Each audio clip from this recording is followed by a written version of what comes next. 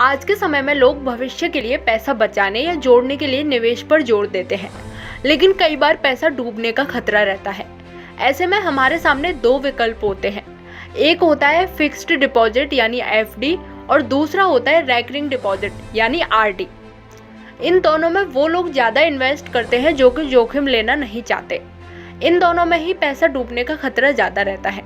कई बार लोग आरडी और एफडी को एक ही समझ लेते हैं, लेकिन ऐसा नहीं है। दोनों ही अलग अलग हैं। पहले आप इन दोनों के बीच का अंतर समझिए।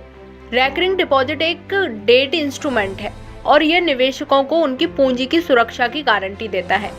ये शॉर्ट टर्म में फंड बनाने का अच्छा साधन है। आरडी का फायदा ये है कि हर महीने आप थोड़े थोड़े पैसे जमा कर सकते हैं। आमतौर पर आरडी का रिटर्न महंगाई दर से कम होता है। बैंक 1 साल से 10 साल की अवधि के लिए आरडी कराने की सुविधा देते हैं। अब आपको बताते हैं एफडी क्या है। फिक्स्ड डिपॉजिट बचत का आसान और सुरक्षित तरीका है। इसमें बैंक या किसी फाइनेंस कंपनी में एक निश्चित समय के लिए पैसा लगाया जाता है। बैंक या फाइनेंशियल संस्था के बदले एक तय ब्याज देते हैं। एफडी की अवधि 7 दिन से लेकर 10 साल तक होती है। आरडी और एफडी में निवेश करना तो बहुत आसान है, लेकिन इसके अपने अपने अलग फायदे और नुकसान हैं। आरडी में जमा 5 लाख रुपए तक पर deposit insurance and guarantee corporation की ओर से गारंटी मिलती है।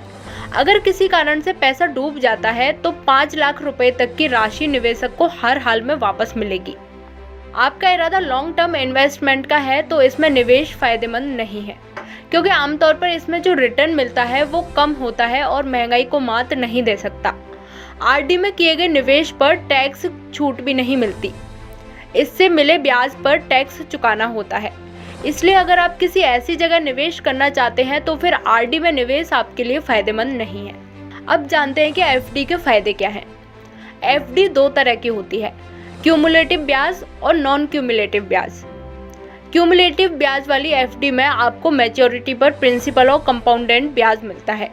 नॉन क्यूमुलेटिव ब्याज वाली एफडी में नियमित अंतराल जैसे मासिक या तिमाही आधार पर ब्याज को निकालते रहने का ऑप्शन होता है। एफडी में सबसे पहले लाभ ये है कि इसमें ब्याज आरडी से ज़्यादा मिलता है। टैक्स सेविंग एफडी का लॉक इन पीरियड होता है। इसका मतलब है कि एक समय सीमा तक आप इसमें लगाए गए पैसे निकाल नहीं सकते। अगर आपके पास तय समय के लिए बड़ा फंड है तो आप एफडी को चुन सकते हैं। अगर आप हर महीने एक निश्चित रकम निवेश करना चाहते हैं तो आपके लिए आरडी बेहतर विकल्प है। अगर आपको ज़्यादा ब्याज चाहिए तो फिर आपको एफडी करानी चाहिए। इसी तरह टैक्स बचाने के लिए आरडी सही नहीं है, बल्कि ये लाभ आपको एफडी में मिलेगा। आपको हमारी ये इन्फॉर्मेशन कैसी लगी हमें कमेंट बॉक्स में ज़रूर बताएं।